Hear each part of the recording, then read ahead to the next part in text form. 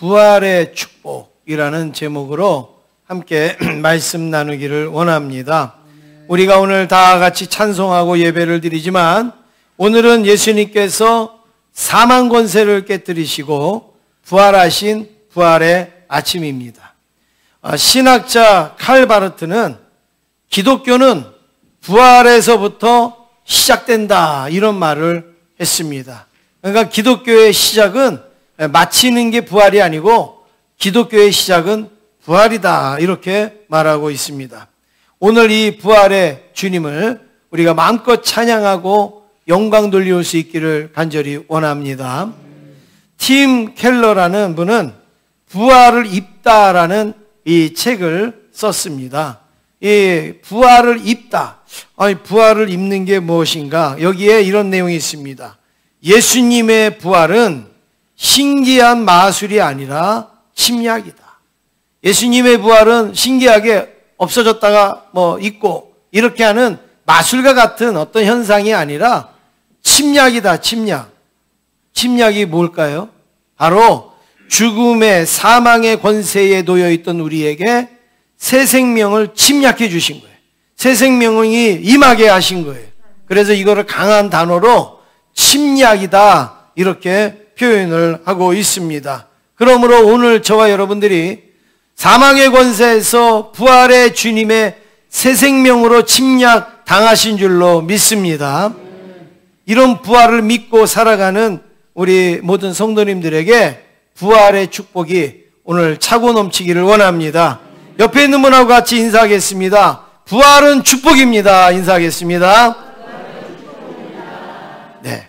첫 번째로 부활하신 예수님, 3일 만에 무덤에서 부활하신 예수님이 찾아온 사람들이 있습니다. 예수님은 누구에게 찾아왔는가?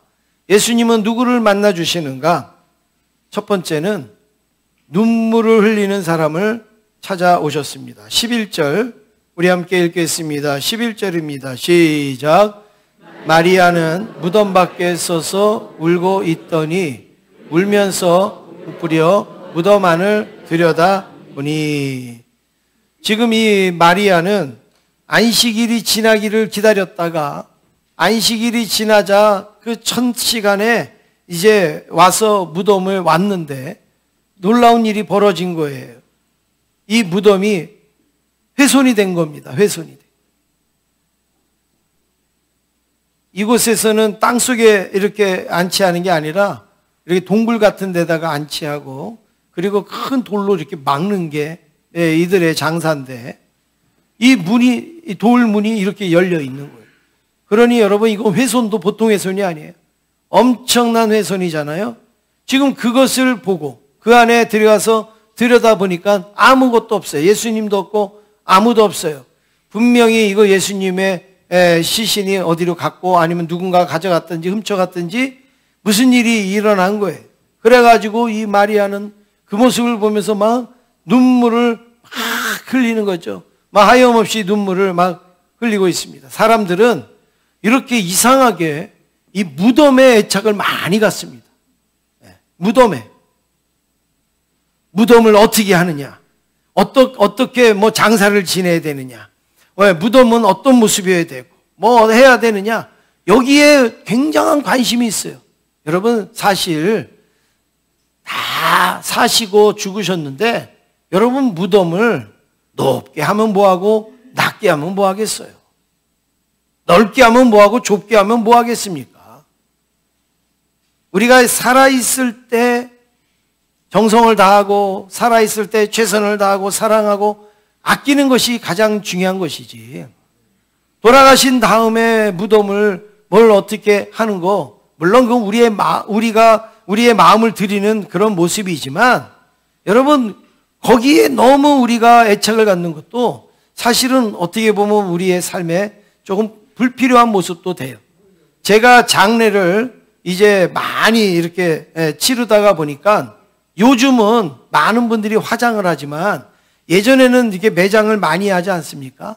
그러면 매장을 하러 가면 여러분 거기에 가면요 목소리 큰 사람이 꼭 나와요. 그래가지고 어떻게 해요? 이건 이렇게 해야 된다, 저건 저렇게 해야 된다. 왜 이건 이렇게 하느냐? 아주 짜증스러운 목소리로, 여러분 꼭 있죠? 한 분씩 있죠? 예. 꼭 그렇게 해요. 그래 아주 그 분위기를 아주 험상하게 만들고, 그리고 그렇게 만드는 분이 있어요.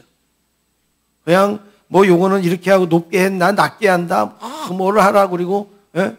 거기 흙 들어가면 안 된다고 막 이러면서 나중에 자기가 흙 밟은 물로 발로 막 들어가서 밟대요. 예. 그래 막 그래. 그래서 제가 나중에 끝나고 물어봐요. 저분 누구냐고. 근데 아주 아버지 살아있을 때 못된 짓을 했던 저 아들이라고. 대부분 그렇더라고요. 대부분.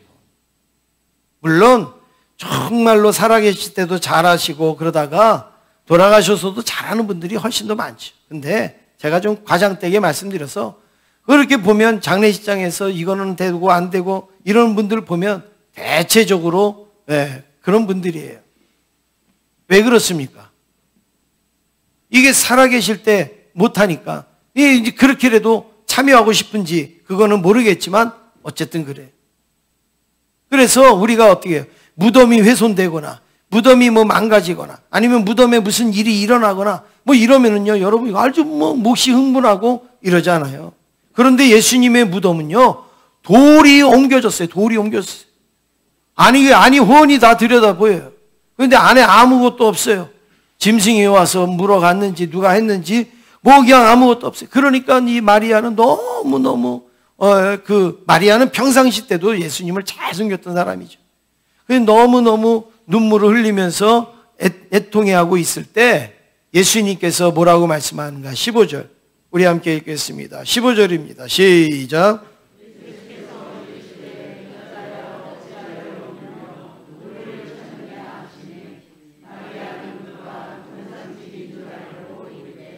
주여, 당신이 옮겼거든 어디 두었는지 내게 이르소서. 그리하면 내가 가져가리이다. 지금 이 여자가 막 이렇게 울며 있는데, 마리아가, 예수님께서 그 마리아에게 오셔서 뭐라 그래요? 여자여, 어찌하여 울며 누구를 찾느냐. 어떻게 보면 이 마리아는요, 무덤을 찾은 거예요. 무덤 안에 있는 예수님을 우리가 찾아야 되는데 무덤을 찾은 거예요. 근데 무덤 안에 있는 예수님이 부활하셔가지고 지금 옆에 있는데도 모르고 빈 무덤을 보고 슬피 우는 때 예수님께서 그 여인에게 찾아오셔서 여자여 어찌하여 울며 이렇게 말씀을 합니다. 사랑하는 성도 여러분, 오늘 부활하신 예수님은 누구에게 찾아오시는가? 슬퍼하고 그리고 눈물을 흘리는 사람에게 찾아오십니다. 혹시 여러분 가운데에 여러 가지 상황으로 인하여 눈물을 흘릴 수밖에 없는 그런 분이 계십니까? 몸이 아파서 눈물을 흘리시고, 아니면 물질로 괴로워서 눈물을 흘리시든, 아니면 관계 속에서 어려워서 눈물을 흘리시든, 여러분 그 눈물을 흘리는 그분에게 부활하신 주님은 오늘 아침에도 찾아오시는 줄로 믿습니다. 그러면서 이렇게 물어볼 거예요. 왜 우느냐? 왜 우느냐? 부활하신 주님이 여기 있는데 왜 우느냐? 안타까운 마음으로 그렇게 말씀하실 겁니다. 두 번째는 낙심한 사람들에게 부활하신 예수님은 찾아오십니다. 뭔가가 뜻이 이루어지지 아니하고 또 내가 원하던 대로 되지 않을 때 우리에게는 낙심이 됩니다. 공부를 열심히 해서 시험을 봤는데 성적이 안 나와요. 그러면 낙심되지 않겠어요? 내가 열심히 해서 뭔가 발표했는데 그게 발휘가 안 돼요. 그러면 어때요? 낙심이 되죠. 낙심. 제가 한 2주 전쯤에 충주에 있는 그 교회에 낮 예배를 마치고 오후에 제가 갔었어요. 왜냐하면 거기 저희 교회 오셔서 설교하셨던 그 황승기 그 목사님이, 총회장신했던 목사님이 거기 와서 이제 설교도 하시고 세미나도 하시고 그렇게 이제 제가 소개를 해드려서, 그래서 거기 충주회를 이제 오시니까 제가 가서 또 인사를 드려야 되잖아요. 그래갖고 예배 끝나고 이제 막 부랴부랴 해서 거기를 딱 갔더니 예배가 거의 끝났어요. 그래갖고 끝나고 이렇게 나오시는데 목사님이 너무 좋아하시더라고요. 그래서 여기까지 왔냐고. 그러면서 저한테 첫 마디로 이렇게 말씀하시는 거예요. 11시 예배를 드리고 이제 오후 2시에 예배를 이렇게 드리는데, 예, 제가 갔더니 이러는 거예요. 목사님, 나 오전 예배 때 죽 썼어 이러더라고요. 나 오전 예배 때 죽 썼어 이러더라고요. 예, 그래서 아이 무슨 말씀을 그렇게 하세요?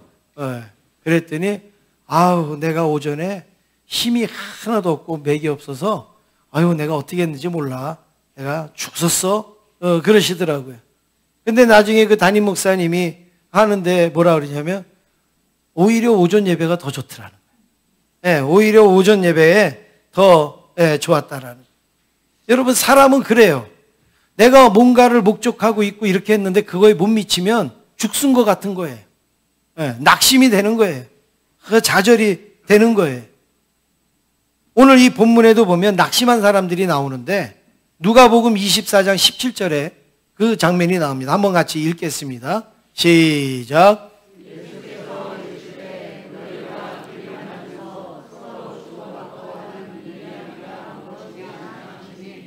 두 사람이 슬픈 빛을 띠고 머물러 서더라. 지금 이 장면은 예수님의 두 제자의 장면이에요.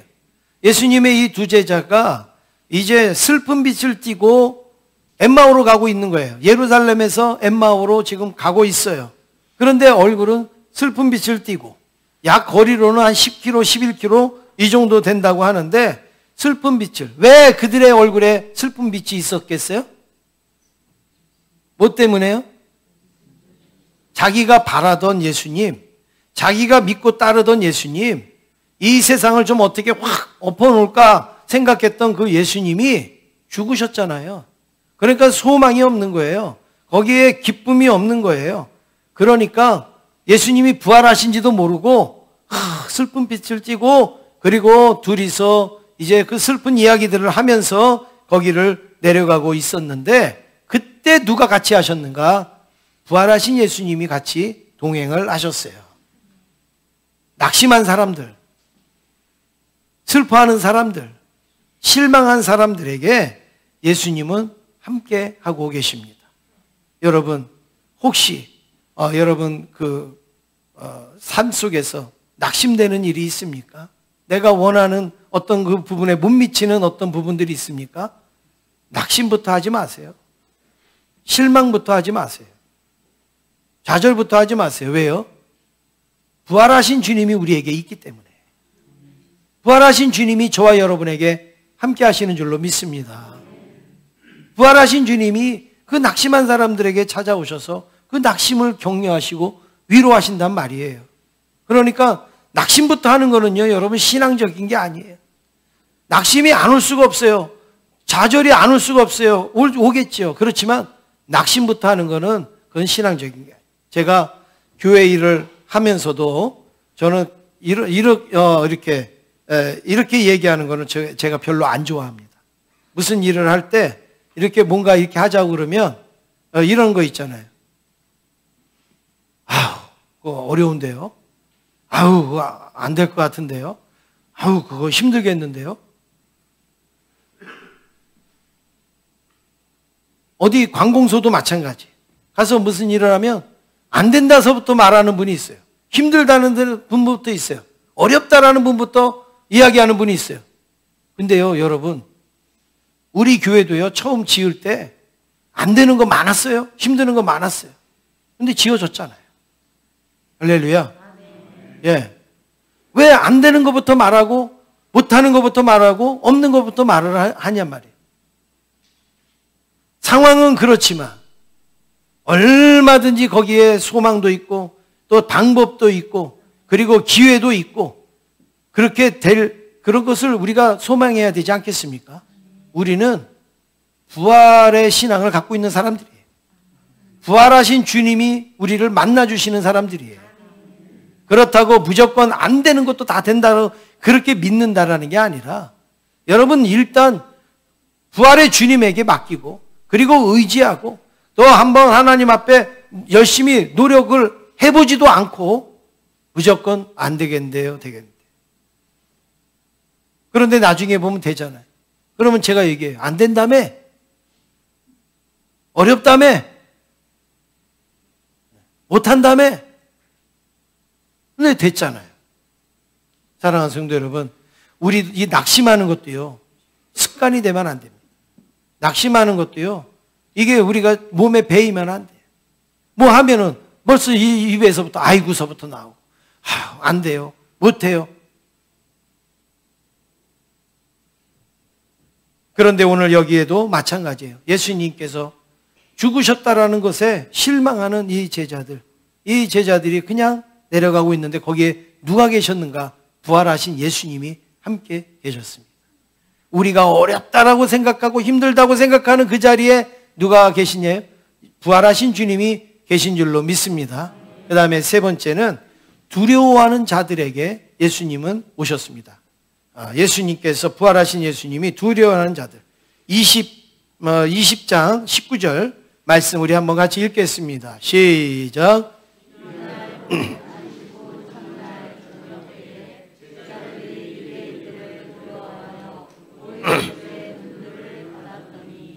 예수께서 가운데 서서 이르시되 너희에게 평강이 있을지어다. 아멘. 지금 안식구 첫날, 지금 예수님이 부활하신 날 저녁에 제자들이 다 모였어요. 다 모였는데 제자들의 상태가 어떤 상태였어요? 두려워했다. 두려워했고 무서워했다. 그래갖고 사람이 두렵고 무서우면 뭐부터 하죠? 문부터 걸어 잠그죠. 네, 문부터 탁탁탁탁탁 걸어 잠궈요. 아주 아무도 들어오지 못하게끔 문을 아주 꽉 닫고 제자들은 지금 딱 모여갖고 벌벌벌벌 떠는 거예요. 왜냐하면 아니 예수님 자기가 모시던 예수님 죽었는데 이제 그 다음에는 자기들 차례일 수도 있으니까 무서워갖고 이제 문을 꼭 잠그고 벌벌벌벌 떨고 있는 거예요. 근데 예수님께서 오셨다. 여러분 문 닫았는데 어떻게 오셔요? 이상하지 않아요? 문 꼭 닫았는데 어떻게 오세요? 예수님도 비밀번호 알고 계셨나요? 어떻게 오시죠? 부활하셨으니까 오시는 거예요. 부활하신 주님이 시간과 공간에 제약을 받으시는가? 그렇지 않단 말이에요. 그러니까 문을 꼭 잠그셨어도 예수님은 오시기도 하고 나가시기도 하시는 분이 바로 부활하신 주님이에요. 그래서 그 주님이 그 두려워서 문 닫고 있는 사람들에게 오셨는데 어디에 오셨다고 성경에 말씀합니까? 어디에 오셨다고요? 가운데 서서. 여러분 요 가운데 서셨는지 옆에 서셨는지 이게 뭐가 중요할까요? 중요하죠. 사람은 두려우면 어디 있을까요? 예, 가장자리에 서요. 두려우면 어디 서요? 벽 뒤에 숨어요. 두려우면은 어디 구석에 가서 숨어요. 그런데 예수님 보세요. 부활하신 주님이 제자들 가운데 딱 오셨는데 어디에 오셨냐? 가운데 서서. 여러분, 혹시 우리는 가운데 서서 일을 하는 사람들입니까? 아니면 어디 구석에서, 어디 벽 뒤에 숨어서 여러분 그렇게 일하시는 분들입니까?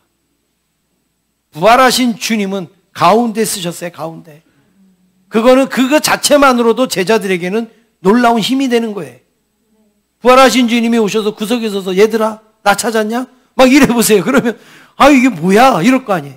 근데 예수님이 가운데 딱 쓰셔서 두려워하지 말라고 말씀하실 때 여러분 그게 바로 부활의 능력 아니겠습니까?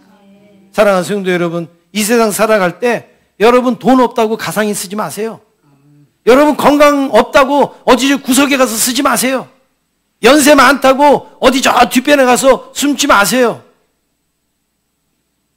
당당하게 힘있게 우리에게 주어진 삶 속에 여러분 주님이 가운데 계시는 그 가운데 나도 가운데 서서 함께 일하실 수 있기를 주님의 이름으로 축원합니다. 그때 예수님께서 이들에게 뭐라고 말씀하셨는가? 너희에게 그 평강이 있을지어다 이렇게 말씀합니다. 왜 이 말씀하죠? 두려워하니까.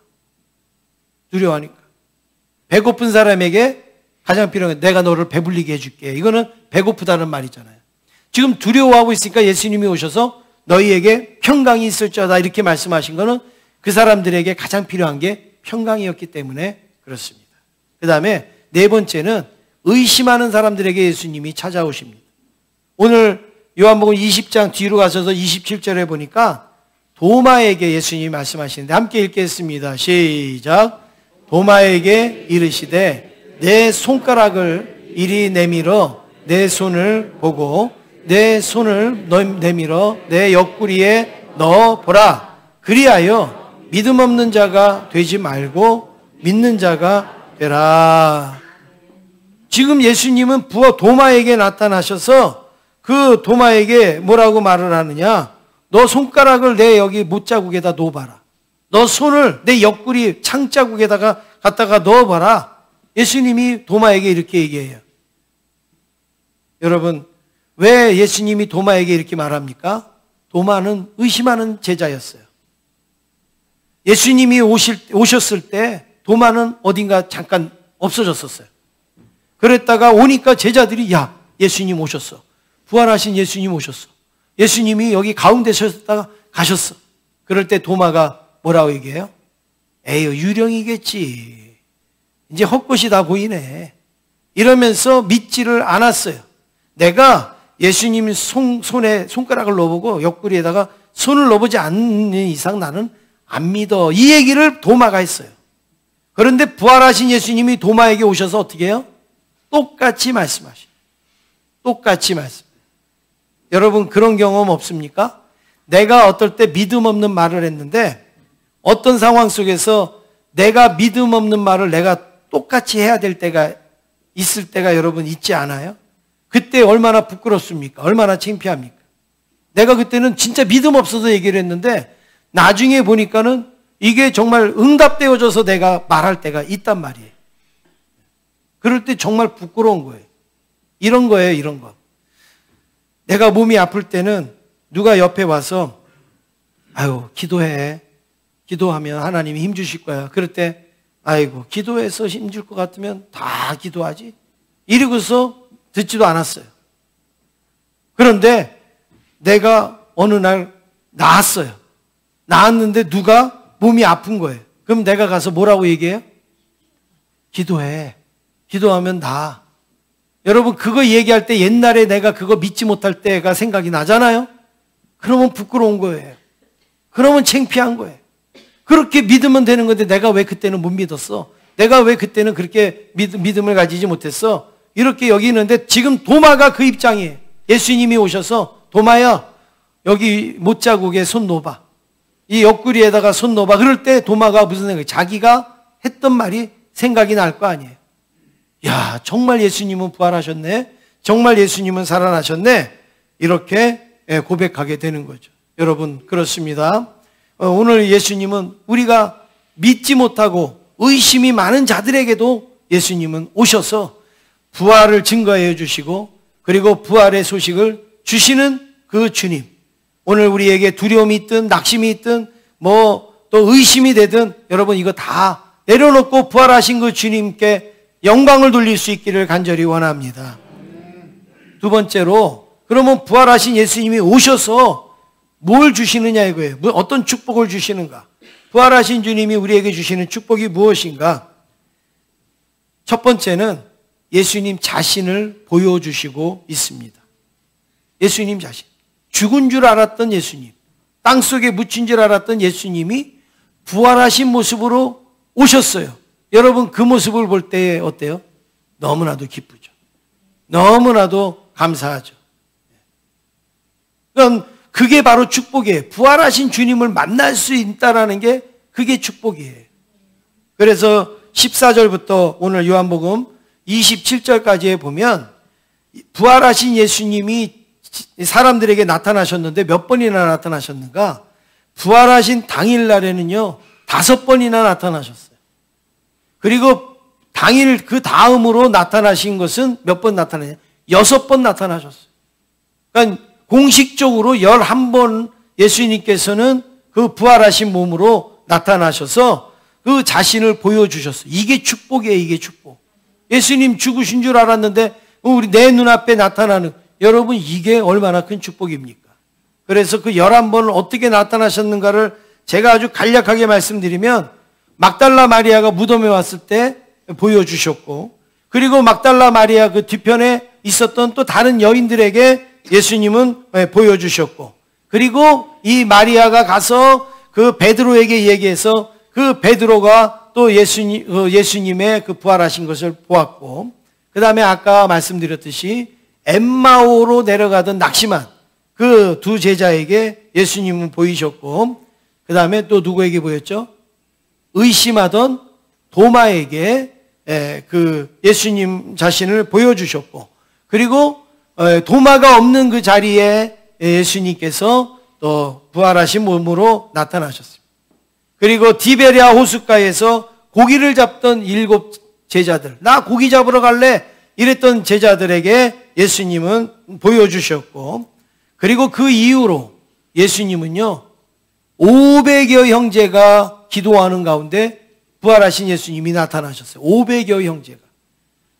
그리고 예수님의 동생인 야고보에게도 나타나셨고, 그리고 사도들에게도 예수님은 자기를 보여주셨어요. 그리고 맨 마지막에 사도행전 1장에 보면 이제 예루살렘을 떠나지 말고 기다리라고 당부하셨는데, 이 맨 마지막에는 바로 그 사도 바울이 예수님을 증거하고 믿는 그 사람들을 박해하던 그 사도 바울에게 예수님은 나타나셔서 네가 핍박하는 예수, 네가 죽인 예수다 이러면서 사도로 부르시는 장면이 나옵니다. 이 부활하신 예수님을 만난 후에 이들은 완전히 변해요. 완전히 달라져요. 이제는 칼도 무서워하지 아니하고 창도 무서워하지 아니하고 어떤 핍박과 어려움도 무서워하지 아니하고 주님의 부활을 증거하게 됩니다. 이게 바로 부활하신 주님을 만나면 이런 변화가 생기는 거예요. 이런 축복이 생기는 거예요. 무서워하던 사람들이 무서움이 없어지고, 슬퍼하던 사람들이 슬픔이 사라지고, 낙심하던 사람, 의심하던 사람들이 변화가 되는 거죠. 두 번째 축복은 평강을 주셨습니다. 지금 제자들, 부활하신 예수님이 만난 그 제자들의 상태는 어떤 상태예요? 불안한 상태, 초조한 상태, 무서워서 막 떨고 있는 그 공포에 사로잡혀 있는 그런 상태에 부활하신 예수님이 오셔서 19절, 그리고 21절, 그리고 26절에 보면 세 번 다 예수님이 뭐라고 말씀하셨냐면 너희에게 평강이 있을지어다. 할렐루야. 너희에게 뭐가 있어요? 평강이 있을지어다. 그러면 지금 이 제자들의 상태가 어떤지를 알겠죠? 불안한 겁니다. 초조하고 무서운데 너희들에게 평강이 있을지어다. 부활하신 예수님을 믿는 이 자리에 계신 모든 성도님들의 마음속에 평강이 있으시기를 간절히 원합니다. 나 예수 믿는다 그러는데도 늘 불안해하고 초조해하고 또 공포에 있는 분들은 여러분 이 부활하신 주님을 내가 믿고 있는지를 다시 한번 잘 생각해 보셔야 돼요. 부활하신 그 주님과 내가 동행하고 있는가를 생각해 보셔야 돼요. 부활하신 주님이 우리에게 있으면 여러분 우리의 이 세상에서 불편하고 힘든 것이 있어도 우리의 마음에는 강 같은 평화가 흘러 넘치는 거예요. 샘솟는 기쁨이 우리에게 있는 것이죠. 예수님이 뭐라고 말씀하십니까? 내가 너희에게 평강을 주노라. 평강이 있을지어다. 왜요? 그냥 위로해 주는 게 아니에요. 그냥 힘주려고 하는 게 아니에요. 예수님은 죽으신 게 아니라 부활하셨잖아요. 부활하셨는데 여러분 뭐가 걱정이에요? 부활하신 주님이 우리와 함께 있는데 뭐가 문제가 될 수가 있겠습니까? 우리에게 이 부활의 능력이 있음을 고백하시길 바랍니다. 그 다음에 세 번째는 부활하신 주님은 우리에게 믿음이라는 축복을 주십니다. 뭘 주세요? 믿음이라는 축복. 믿음은 내가 갖는 게 아니에요. 하나님이 주시는 건데, 하나님이 주시는 선물인데 이 믿음이 우리에게 얼마나 귀한지 몰라요. 29절 말씀에 예수님이 믿음이 없는 의심하는 도마에게 이렇게 말씀합니다. 같이 읽겠습니다. 시작.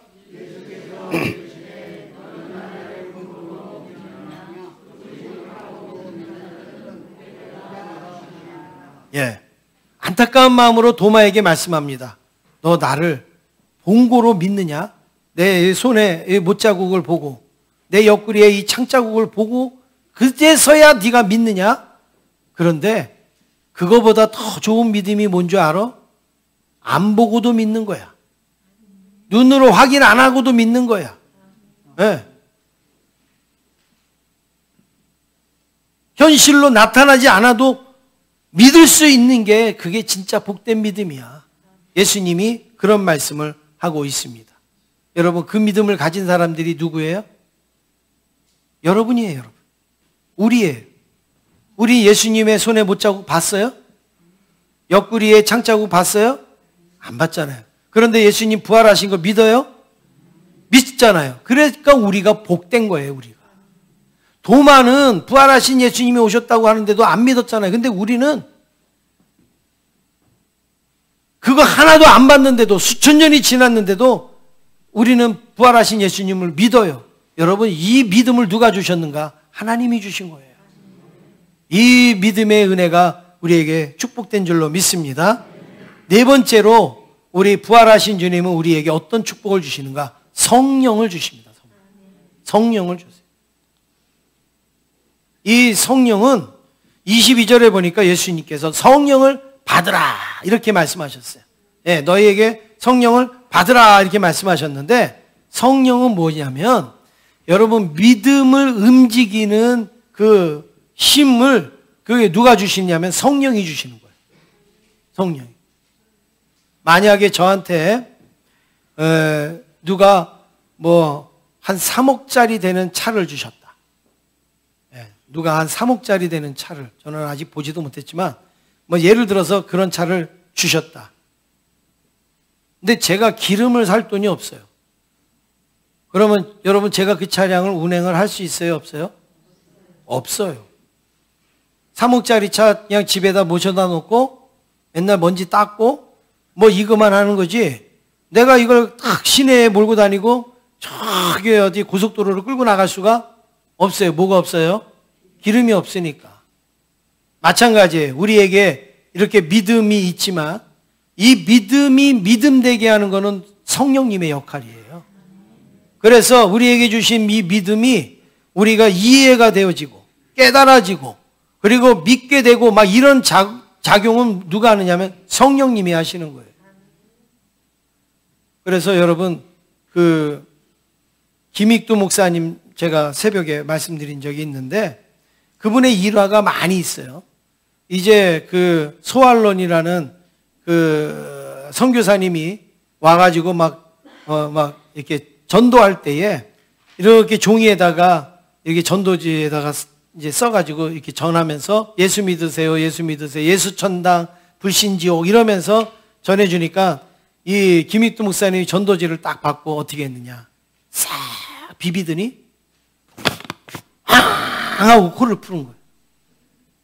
그러더니 이 코 푼 거를 그 선교사님 얼굴에다 딱 갖다 붙이는 거예요. 그 예수 너나 믿어 이러면서 얼굴에다가 딱 붙인 거예요. 그런데 그런 분이 목사님이 됐어요. 그런 분이 우리 한국의 유명한 부흥 강사가 됐어요. 그분에게 누가 믿음을 주셨죠? 하나님이.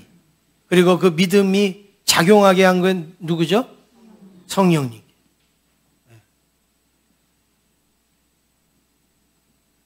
여러분, 오늘 우리가 지식이 많다고 믿음이 좋은 게 아니에요. 경험이 많다고 믿음이 좋은 게 아니라 성령님께서 계속 우리를 믿게끔 하고 계속 우리로 하여금 도전받게 하고 계속 우리로 하여금 결심하게 만드는 그 성령님의 은혜가 있단 말이에요. 그래서 우리가 이렇게 믿을 수 있는 거예요. 그래서 부활하신 예수님은 이 제자들에게 성령을 주신 거예요. 이게 축복입니다. 마지막으로, 그러면 우리는 뭘 해야 됩니까?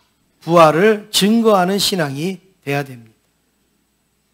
부활의 축복을 누리는 사람은 슬픔에 젖어 있거나 낙심에 사로잡혀 있거나 두려움에 가득 찬 그 사람들에게 가서 부활의 주님을 증거해야 되는 거죠.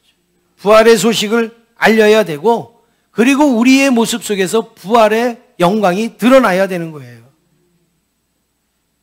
여러분, 예수님 믿으세요? 예수님 부활하셨어요? 예수님 우리를 구원하셨어요? 그런데 우리 얼굴은 제일 슬퍼. 우리의 얼굴은 제일 불안하고 있어요. 여러분, 그 얼굴을 보고 누가 예수를 믿겠어요? 그 얼굴을 보고 누가 예수님을 따라오겠습니까? 그런데 말하지도 않았는데도 그냥 나도 당신이 믿는 예수 믿으면 안 되냐고. 나도 당신처럼 예수 믿으면 안 되겠냐. 제가요 얼마 전에 이거는 뭐 여러분 뭐 저를 나타내려고 그러는 게 아니라 그냥 우리가 믿음을 가진 사람의 어떤 모습이 세상 사람들에게 이렇게 보여질 수 있다라는 거를 제가 하나 경험한 게 있어서 그냥 말씀을 드릴게요. 그냥 여러분들이 그런 거 다 빼고 보시길 바랍니다. 우리 지승훈 전도사님이 이제 살아계실 때 저 중환자실에서 요양병원으로 이게 옮기는데 그 이제 옮기는 과정 속에서 막 이제 이렇게 이제 침대에도 옮기고 뭐 차에도 싣고 뭐 짐도 막 싣고 막 이렇게 하는데 그 병원에서 온 그 구급차 그 운전하시는 분이 그걸 막 이렇게 다 하셨어요. 다 하시고 이제 병실에 딱 모시어 드리고 딱 나오는데 그분이 저한테 이렇게 얘기를 하는 거예요. 목사님, 뭐 다른 말 한 적이 없어요. 근데 이러는 거예요. 목사님, 저는 무신론자입니다. 저는 무신론자. 저는 무신론자인데 신앙을 가질까 생각을 한대요. 무신론자인데 신앙을 가질까 생각한대요. 그러면서 하는 얘기가 목사님을 보니까 신앙을 가져야 되겠다라는 생각을 가졌다는 거예요. 자기가 이런 일 많이 하는데 자식들도 이렇게 안 한다는 거예요. 뭐 제가 뭐 특별하게 뭐 한 건 없어요. 그런데 자식도 아니고 목사님이 이렇게 하시는 걸 보니까 내가 신앙을 가져야 되겠다 이렇게 생각을 가졌다는 거예요. 그래서 잘하셨다고 교회를 가시라고 예수를 믿으라고 더 시간 있으면 뭘 좀 하겠는데 뭐 가야 되니까 그렇게는 제가 못했는데요. 여러분 제가 그러면서도 그래도 감사하다. 그래도 이렇게 무신론자에게 신앙을 가져야 되겠다라는 모습을 그래도 가지게 하는 동기가 됐으니까는 얼마나 감사하겠습니까? 여러분 우리의 얼굴과 우리의 생활 속에 이렇게 부활을 증거하는 모습이 우리에게 있기를 간절히 원합니다. 그냥 예수 믿으면서도 온갖 짜증은 다 가지고 있고 온갖 슬픔은 다 가지고 있고 온갖 그냥 어두움은 다 가지고 있는데 거기에 누가 예수를 믿겠어요? 어떤 한 소년이 있었습니다. 숲속을 지나다가 어떤 아저씨를 봤어요. 그 아저씨는요 얼굴이 환해요.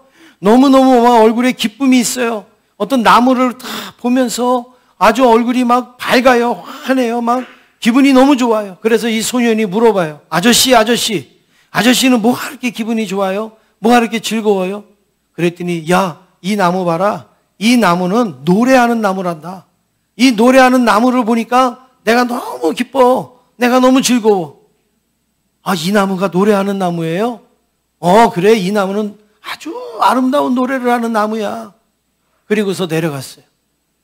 이 소년이요. 그 다음날서부터 매일 이 나무에 와갖고 턱을 개고 기다리는 거예요. 뭐 하기를 기다려요? 노래하기를. 이 나무는 노래하는 나무라니까. 언제 노래하나? 노래를 안 해요. 몇 시간을 기다려도 안 해요. 또 그 다음날 또 와도 노래를 안 해요. 그 다음날 또 와도 노래를 안 해요. 이상하다. 그런데 그 아저씨가 또 왔어요. 아저씨, 이 나무 노래하는 나무라며요. 근데요, 노래 안 해요. 내가 며칠 와서 했는데도 노래 안 해요. 이 나무는 죽어야 노래하는 나무야. 아니, 죽으면 어떻게 노래를 해요? 아니야. 하여튼 이 나무는 죽어야 노래를 하는 나무야. 그리고 또 갔어요. 그리고 이 아이는 맨날 와서 이제 언제 죽나 그리고 있는데 아저씨가요 이만한 톱을 들고 오더니 막 밑둥이를 자르는 거예요. 그러니까 이 아이가 아저씨 이 나무 이 톱으로 키우면 죽잖아요. 안 돼요. 죽으면 안 돼요. 그러면 막 울면서 막 말렸어요. 그랬더니 아니야. 이 나무는 이제 더 이상 여기 살 수가 없어. 이제는 톱으로 켜야 돼. 이 아이가 슬퍼갖고요 막 울어요. 근데 이 아저씨가 그 나무를 잘라서 탁 지고 내려갔어요. 그리고 며칠 있다가 그 아이가 그 아저씨를 만났는데 아저씨 손에 아주 아름답게 생긴 바이올린이 들려져 있어요. 이 나무가 죽어서 바이올린이 됐다. 원래 얼마나 노래를 잘하는지. 그러니까 바이올린 소리가 싹 울리는 거예요. 그때서야 이 아이는 이 나무가 죽어야지 노래하는 나무구나. 그거를 깨닫게 된 거예요. 사랑하는 성도 여러분, 예수님이 죽어야 부활하시는 거예요. 예수님이 죽었기 때문에 다시 사시는 거예요. 그래서 우리에게 부활의 축복도 주시고 부활에도 은혜도 주신 거예요. 그러니까 그 아저씨 얼굴처럼 우리도 얼굴이 밝아야죠. 우리도 부활의 소망이 있어야죠. 부활을 증거하는 심령이 돼야 되지 않겠습니까? 근데 다시 사는 걸 모르는 그 아이는요, 슬프잖아요. 그리고 막 울잖아요. 왜요? 다시 살아나는 줄 모르니까. 그런데 아름다운 바이올린으로 이 나무가 이제 만들어진 거예요. 다시 재창조가 된 거예요. 그래서 진짜 노래하는 나무가 됐잖아요. 사랑하는 성도 여러분, 예수님은 3일 만에 죽으셨지만 3일 만에 부활하셔서 오늘 우리에게 다시 부활의 새 생명을 주신 줄로 믿습니다. 그 부활하신 주님을 우리의 삶 속에서, 우리의 말 속에서, 우리의 행동 속에서 증거하실 수 있기를 주님의 이름으로 축원합니다. 우리 옆에 있는 분하고 인사하겠습니다. 예수님은 부활하셨습니다. 우리도 부활합니다. 부활의 축복을 누리세요.